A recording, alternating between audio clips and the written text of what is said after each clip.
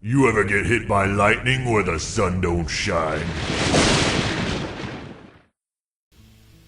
Alright, hello everybody. So, this is my MadScience deck. I posted on the Hearthstone forums there. I've greatly updated it. I'm actually recording this deck building video. After playing, I think about 5-6 games, I recorded the last 2 of them. In neither case did the actual combo go off, and I'll explain the combo in a little bit. But they do show the sort of control-y aspect of the deck. I will try to get some videos up of the actual combo going off. I did record the combo going off once, but I was actually recording with OBS my VLC player as opposed to Hearthstone, so it's just a black screen with me commentating. So that's pretty useless to everybody. But this is the deck. I'm actually going to not rebuild the exact same list. I'm going to make a new version with some tweaks. So it's not Warlock. We're and we'll call this MadScience. It's actually version 3. So I'm currently running 1 Ancestral Healing. This is good to heal up your guys, your big defense guys. Well, actually, let's start with the actual idea behind the combo. So the idea behind MadScience is to use extremely large creatures that, in terms of defense, that is, extremely large defensive creatures, and then using the Cray Alchemist to flip them up, and once that's done, so in this case the Snapjaw becomes a 7/2, we actually then Wind Fury them. So this is the main part of the combo, but of course, to supplement that, you go with things like Rockbiter Weapon, extremely good. So let's say we have a Snapjaw out, we flip them with Crazy Alchemist, we throw Wind Fury down, we Rockbiter, that's 20 damage. This is very doable. This is very doable. You set this up for 1 turn, you know, you might play the Snapjaw, then hold the Alchemist Wind Fury Rockbiter in your hand, and then, you know, go off the next turn. So, with this core idea in mind, let's add on to it. So we need more Snapjaws. So, I think actually even better than Snapjaw is the Stormwind Knight. You're doing 2 less health, which ends up being actually 4 damage with Wind Fury, which is quite a bit, but he's got Charge. You cannot underestimate the value of Charge in an OTK build. So, because, like, I mean, obviously, with OTK, it's 1 turn kill, so Charge lets you actually do it in 1 turn. With things like Oasis Snapjaw, you have to set it up the turn before. Now this deck, as far as I know, isn't out there in the wild. Nobody plays this. So if you see me playing Oasis Snapjaw and you're a good player, you're probably going to be like, this guy's a scrub because nobody plays Oasis Snapjaw. There's no point. So there's a little bit of a surprise factor here, which is you know, a good part of any unique new deck. Okay, so for a while, in the first version of the deck, I was running 2 of these guys, because in the original version of the deck, how I was trying to survive was sort of a shields up engine. So I had like the Warden, I had other big creatures, and then I would use, you know, Defender of Argus and Sunfear Protector to get these big taunters on the field. And that wasn't working. To be totally frank with you, that deck sucked. It just totally fell apart. It just couldn't do what it was supposed to do, at least insofar as the current meta. So right now I'm running 1. I'm going to put him in there. This is not a definite list, right? I'm going to be editing through this video, and this is sort of like a real-time thing. I haven't actually, you know, chosen all the tweaks that I'm going to be making to this deck in advance. But yeah, so we got that. Who else do we run in here? So I'll just go to our Shaman cards. We've got 1 Ancestral Healing, as I was saying at the beginning, and the idea behind this is, let's say I have my Oasis Snapjaw, and he throws something into it. Well, as part of my 1-turn kill combo, I can just Ancestral Healing him up to full.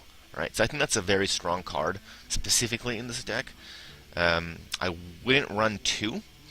Somebody suggested on the forums to run Ancestral Healing. Like, if I'm running Ancestral Healing, I might as well run Blade Masters. And that's interesting because the Blade Masters are fairly cheap cards, and they have 7 defense, which is sort of the same as the Oasis Snapjaw. So it's going to be great for doing the Crazed Alchemist play, if it combos out with the Ancestral Healing well. But I actually don't have any Injured Blade Masters because I didn't ever run any decks with them. I think I disenchanted a few. over the time I've been playing. I don't have the dust for it right now. I'll give it a try. Once I get 200 dust, then I can buy 2. But for now, we're not using that combo. If you're interested, try it out. Let me know how it works. Would love to see it. But for now, can't do it. So Earthshock. This is super important for one-turn kill combos because you want to be able to get through stuff, get through taunts. So if I have my one-turn kill set up, but he's got, a Void Walker, that thing eats so much damage out of the combo. So you want these Earthshocks. We're also going to be probably adding some spell power in this deck in the form of Azure Drakes, and we also have our totems. So this is also just good removal control kind of card. It really helps in the matchup against Handlock because you're killing Twilight Drakes and you're also breaking shields with it. Okay. Lightning Bolt. I'm running 2 in this version for control. And you'll see in the games that I'm posting that this really does work out quite well, I think. I'm running 1 Stoneforged Axe for control. To be perfectly frank, I'd rather be running a Doomhammer. At least I'd rather try running a Doomhammer.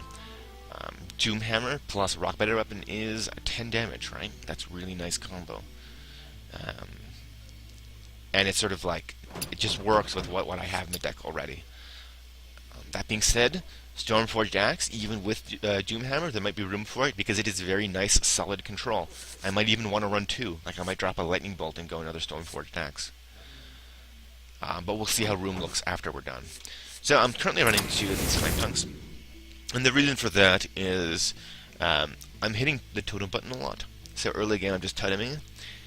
And then when that happens and you have a Flame Tongue, you can throw your totems into guns for removal. But I think much more importantly is it's that +2 attack for my one-turn kill combos. I think it works out nicely. I am currently not running any Feral Spirits. It's a very good Shaman card, almost iconic Shaman card. But I don't think they help too much in this specific deck, and the overload is a bummer. It's a real bummer. Hex, running 2. Very good card. It's obvious, just like removal for huge creatures you can't otherwise deal with. Lightning Storm for board clearing. Pretty standard stuff. I was running 2 Mana Tide in the original version of this deck. Just running the 1 now. Might drop it entirely. Not sure. What I was considering dropping it for is Gnomish Inventors. Not very good card, but they're 2/4s, and they give you a card. And 2/4 can be Crazed Alchemist into a 4/2. 4/2 is not huge. I mean, it's smaller than all the other guys you'd be Crazed Alchemisting, but it's still something. It's still nice. Not running any Unbounds, just because I don't have enough overload. And not running a Wind Speaker, because I think they're a bit too expensive. I might find room for 1, maybe. Just that's even more possibility for Wind Fury, but for the time being, not going to do it. Okay, so Abusive Sergeant is a card that I've been considering putting in there. And what I'm actually going to do is I'm going to draw 1 Flame Tongue, and I don't want to use it. So, when you're comboing out that, and you're just dropping Flame Tongue and attacking the turn that you drop Flame Tongue, Abusive Sergeant is just as good for 1 mana less. He's also interesting insofar as you can drop him as a body, turn 1, or early game rather. You can also use him to buff a totem to run into something. So he's got a double use there, and I think that that's very valuable. So we're also running, as I mentioned, the Azure Drakes. They're nice because of the card draw and the spell damage, the guaranteed spell damage. So most often, he's going to be comboing out with Lightning Bolts, right? So you drop the Azure and then you Lightning Bolt. You can also, Rockbiter, Wind Fury, get 14 damage, right? That's pretty good. Because he has the 4 damage already to start with. So all around, pretty solid card. Now, ooh, too many L's in Twilight? Yeah. Now this guy is a beefy motherfucker.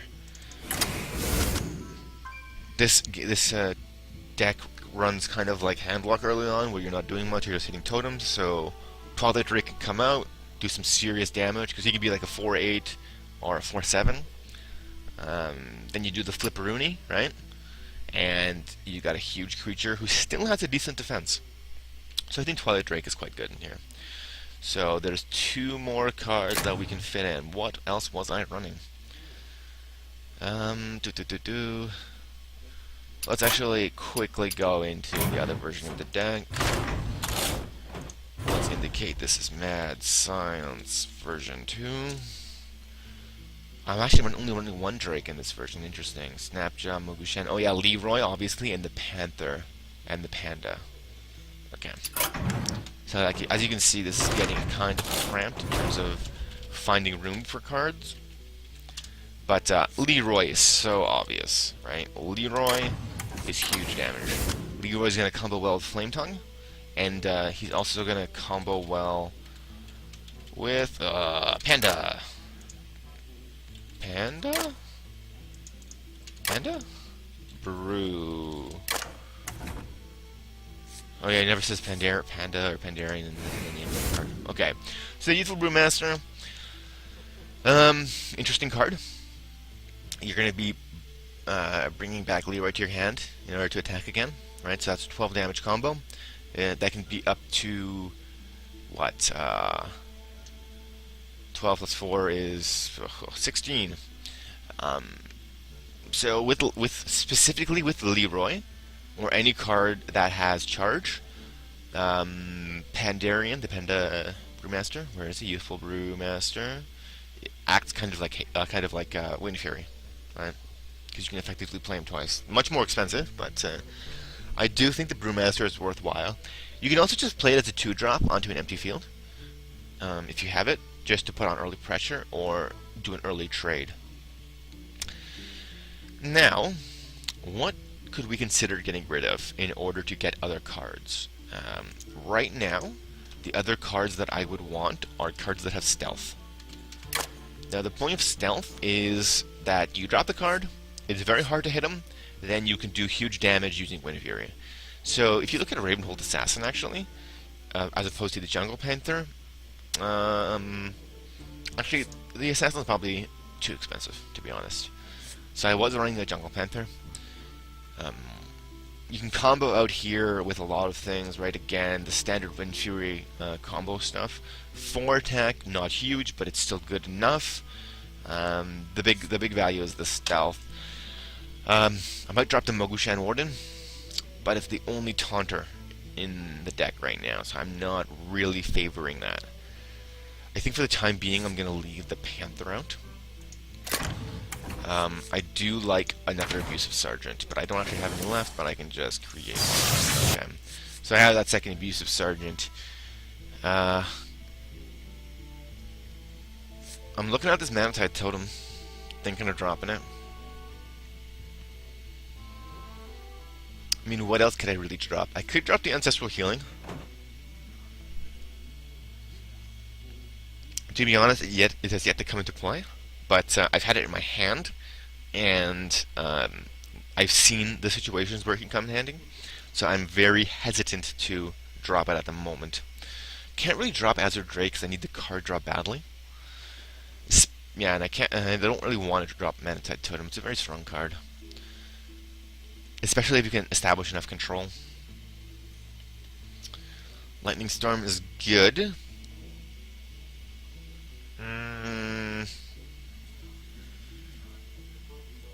Isn't good enough. Yeah, I mean, there's so many situations where it just saves the day. It's hard to consider dropping it. Lightning Bolt, maybe? Drop a Lightning Bolt. Maybe, because I think the Stormforged Axe might be able to do enough work that will work. So let's go Abusive Sergeant. Actually, you know what? Let's just stick with the one Abusive Sergeant for now. So I crafted that for no reason. And let's go like this. Should maybe diversify with the Forked Lightning. I know people don't like Forked Lightning that much, but I see so much play with the Overload's a bummer. I see so much play with favoring 3/2s over 2/3s. Right? There's a lot of good 3/2 targets for this, especially against aggro Warlock style. Right? That Forked Lightning can be really good. So let's go with that. This is gonna be the current list. I value your comments. I'll be posting a link to this deck in the description of this video. And now we're going to go into those games that I recorded earlier. So have fun watching those. Alright, going into another game of Hearthstone here. I've been having some issues with actually recording these, I fucked up on the first one, and it just didn't record. The second one I was recording from VLC because I was doing commentary over the top of a recorded match that had no commentary. And now I've checked everything, and this match should be good. I just had an amazing match against the Hunter and actually won with a last turn Leroy Jenkins play. I really wish that match was Victory on death! just because it was a good example of the way the deck's supposed to work. I got 20 damage off with a combo, and then 6 damage with Leroy, and then the other 4 damage was done just over the course of the game. So right now, I'm thinking of this, and just drawing into the combo, just leave all the control, right? So Crazy Alchemist is a key piece of the combo, because he's the guy who's going to be flipping my large defense creatures to be able to attack. Lightning Storm isn't really that useful against Warrior. I mean, you're going to sometimes get 2 creatures, maybe 3, better against some other decks, but still quite useful. And this guy is taking a extremity long to pick his opening hand here.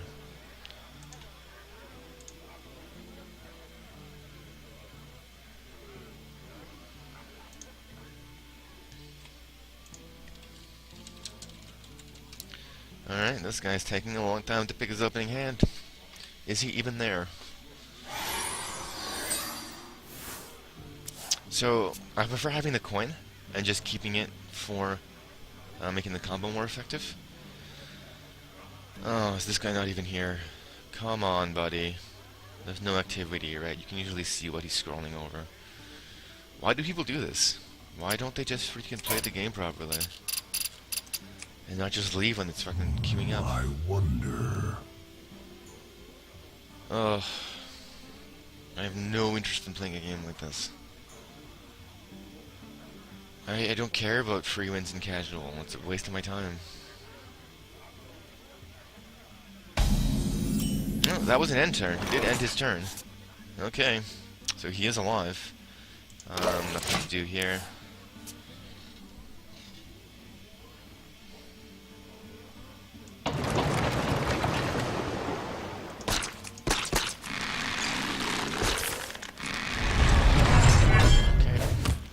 So, armor will be difficult to deal with because it's going to weaken our one-turn kill capacity. That's something we have to deal with.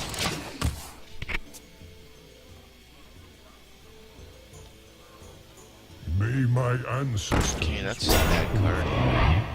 I mean, it's pretty much not played.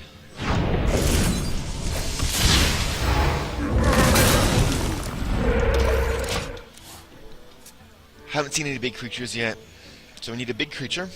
Wind Fury. We got the Rock Biter, which is nice.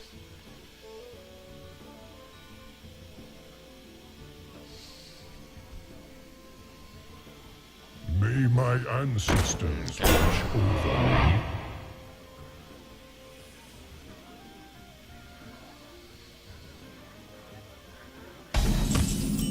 I guess this is some kind of like really weak enraged deck. Net Overload. I think I'm just gonna go coin.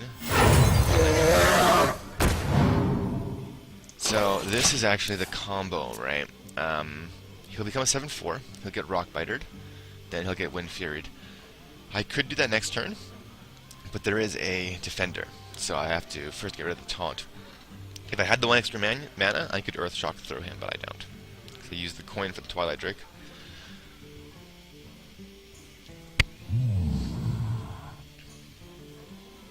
Though that might work out well for me, because then, you know, if I can get like another source of damage on the board, like, or not on the board, but in my hand, like a Flame Tongue Totem or another Rock Biter, then that Twilight Drake's gonna be so much better.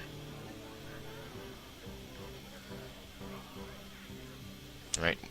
This Wind Fury is gonna double any kind of plus attack bonus. Okay, what is this gonna be? We must cleanse the Sunwell. Sure. I'll probably be using the, whatchamacallit on it then, the, Earth Shock, that's the one. I know what my cards are called. I must choose! You must choose indeed, sir. I might go Earthshock Lightning Storm. Earthshock Lightning Storm. Clear his board up. Hopefully he plays a small creature then. Just not around. So Earthshock Lightning Storm, even though it's going to overload for 2, should hopefully help out with setting up future turns. Earthshock first is going to get rid of the +1. Lightning Storm is a confirmed kill.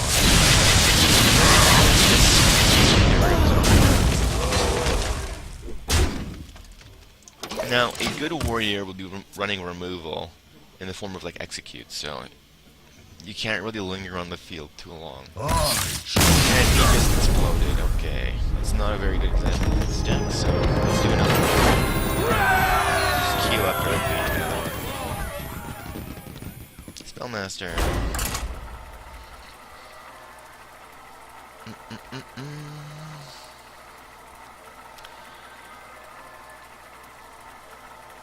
So,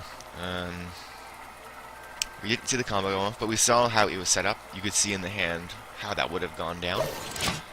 I'm pretty sure I would have won that, regardless of what I drew. Like, I wouldn't even have to go into the combo to get it to work.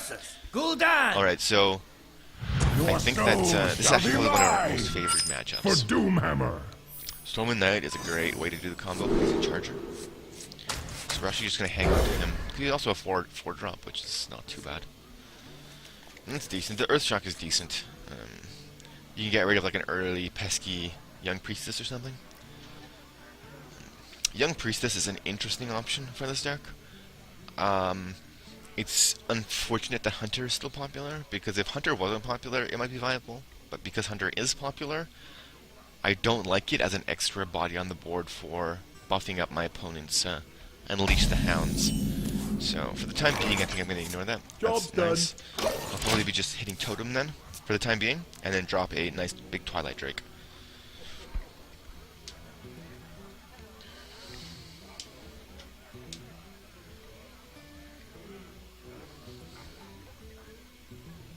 Let's see what this guy's got. So he's got the coin. He's playing a very aggressive deck. I expect coin 2-drop or 2 1-drops. If he's playing Handlock, then I would expect nothing. I would expect him already to hit go. Yeah, so this is the aggressive deck. Okay. That's just for healing. I have one of these in the deck. I think it actually combos out quite nicely with some of the aspects of this deck. So for instance, I could go Stormwind Knight, and then run him into the Flame Imp, and then when I needed the Stormwind Knight, I could Ancestral Healing him, and then Crazed Alchemist, so that, you know, you don't have to worry too much about getting your guys damage. As it stands, it really sucks to take damage on your big minions, because that's damage basically to your health, to your attack power. So that's not great. This situation is not awesome. I'm wondering what he's gonna do here. So this just looks like an aggressive deck because of the Berserker. You usually don't run this in a lot of the aggro Warlock decks because you have no reliable way of damaging it yourself, right? It's usually something you'll see in like a Warrior aggro deck, or yeah, Warrior aggro deck I think would be the most common. And Mage, obviously, because they can just ping the guy.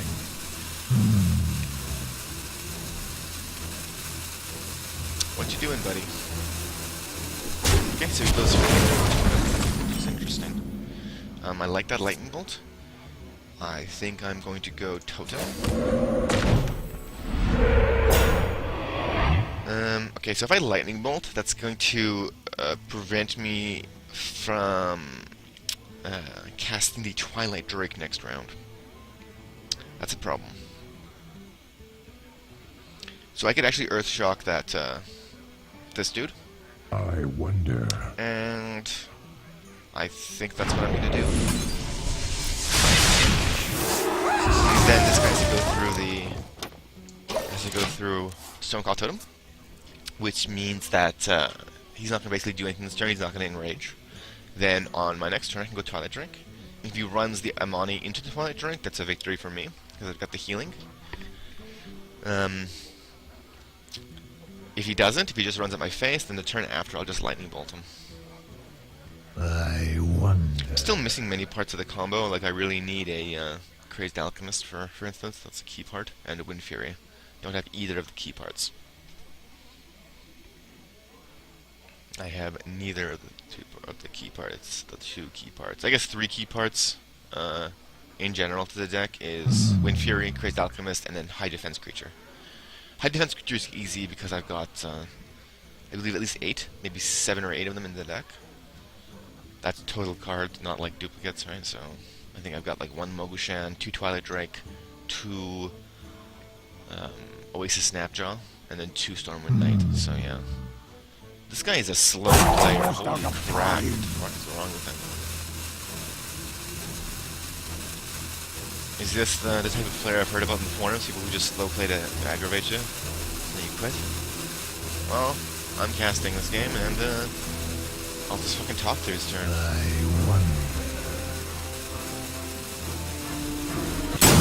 Yeah, he just left the game there, like he's away from keyboard.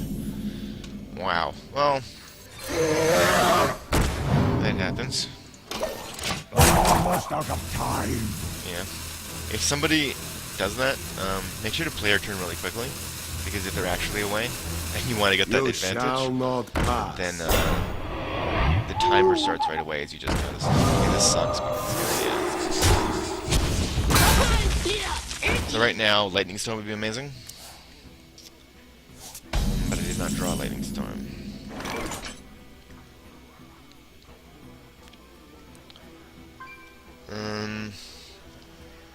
Yeah, there aren't really many good plays here. I think I'm just gonna do this.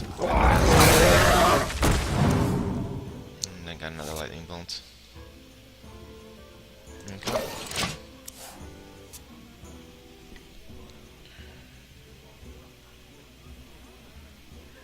So he could clear my board, but that would also clear his board, and I'd be fine with that, honestly. Even though the value of my minion is higher than the value of his minions on his side. Oh, too bad I don't have a Lightning Storm. That'd be super value right now. So many possibilities.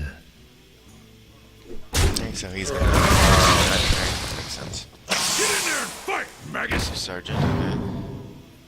That's good play.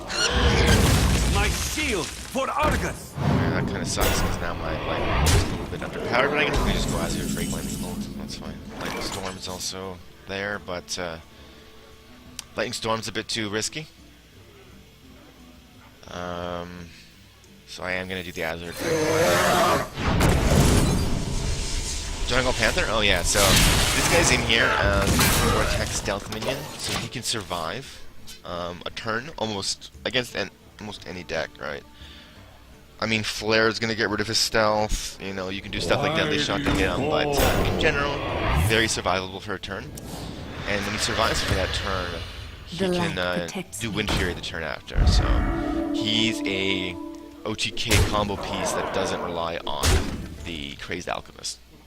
I think I only have 1 right now. I might go up to 2, but for now it's just the 1.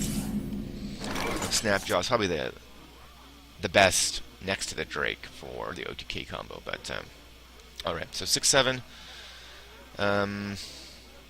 Is there anything interesting I can do?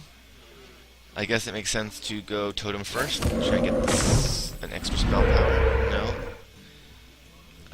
3 to 4. Well, I mean, I guess that was unnecessary, but...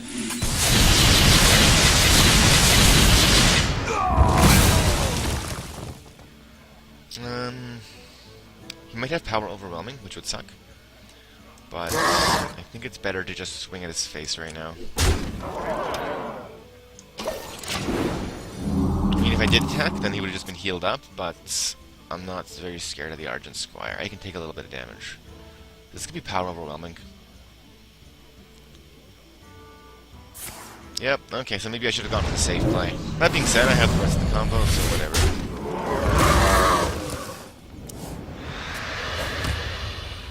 Why do you call?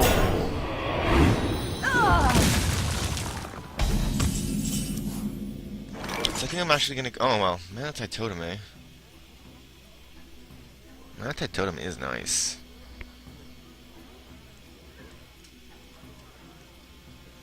I could lightning bolt this guy to get him out of the way for the time being. Yeah, I want to get that one too as soon as possible.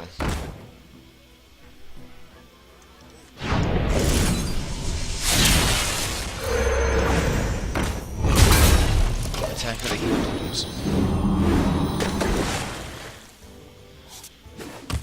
Youthful Brewmaster is in there to combo with Leroy Jenkins. You can also use it for returning a damaged creature to your hand in order to get out back at full health, which is a fairly common thing that's going to happen. Oh, Mortal Coiling Arrow guy. That's kind of interesting, other than the fact that it just costs too much. Not in terms of mana, but in terms of hand size. Put this apple on your head. Because it's I can't deal with this guy. Can't get a Stormwind Knight here. I can actually go double Stormwind Knight, which I think is what I'm gonna do. Let's do this actually. Healing is nice, but I've got the answers for healing from where I'm ready. Honor. This will just give me that extra damage straight to his face. I really want to demonstrate the actual combo here, but it's not looking like it's gonna happen. The light protects me.